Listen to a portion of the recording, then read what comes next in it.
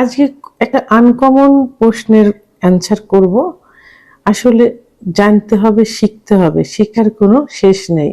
এবং আমি যে টিপসগুলো দিয়ে থাকি মেডিকেল দিক থেকে দিয়ে থাকি, সেক্ষেত্রে লজ্জার কোনো কারণ নেই। কারণ সেক্সুয়াল বিষয়টা আছে দেখেই আমাদের পৃথিবীটা কিন্তু টিকে আছে এবং সেভাবেই কিন্তু চলছে। আর এই পৃথিবীটা টিকিয়ে রাখার জন্য আল্লাহ তাআলা একটা মাধ্যম দিয়েছেন, সেটা হলো যৌন মিলন। সেটাকে সঠিকভাবে পরিচর্যা করা আমাদের সবার দায়িত্ব এবং সেটা অবশ্যই ইসলামের দৃষ্টিকোণ থেকে হতে হবে। আমি আগেই বলেছি, লজ্জার কোনো কারণ নেই, অবশ্যই শিখতে হবে। এখন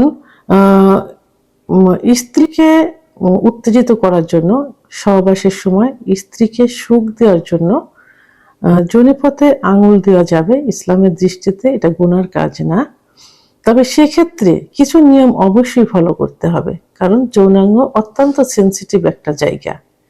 ফোরপ্লে করার একটা অঙ্গ হিসাবেও কিন্তু যোনিতে হাত দেওয়া বোঝায়। তো অনেকে হাত দিতে গিয়ে ওখানে ক্লাইটোরিসে হাত দেয়, যোনিপথে হাত দেয়, অনেকে একটু ভিতরে ইন করে। তো সেক্ষেত্রে সতর্কতা অবলম্বন করতে হবে।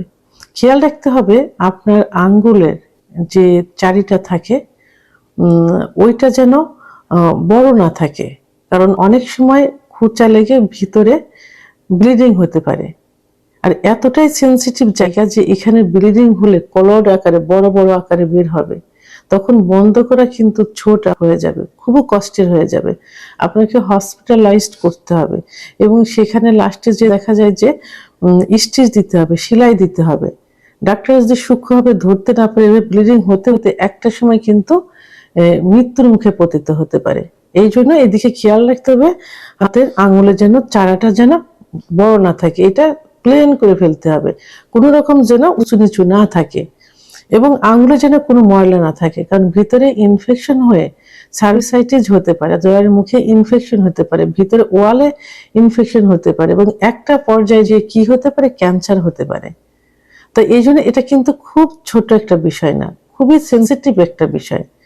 এদিকে খেয়াল রেখে সতর্কতা অবলম্বন করে সহবাসের পূর্বে হাত দুটো সাবান দিয়ে ভালো করে পরিষ্কার করে, হেক্সিসল দিয়ে পরিষ্কার করে, আঙুলগুলো যেন কোনো চারি না থাকে সেদিকে খেয়াল রেখে আপনি আপনার স্ত্রীর ফোরপ্লে করার সময় যোনিপথে আঙুল ব্যবহার করতে পারেন অল্প সময়ের জন্য একদম, এবং ফোরপ্লে হিসাবে তাকে উত্তেজিত করার জন্য আপনি করতে পারেন এই বিষয়গুলোর দিকে খেয়াল রেখে।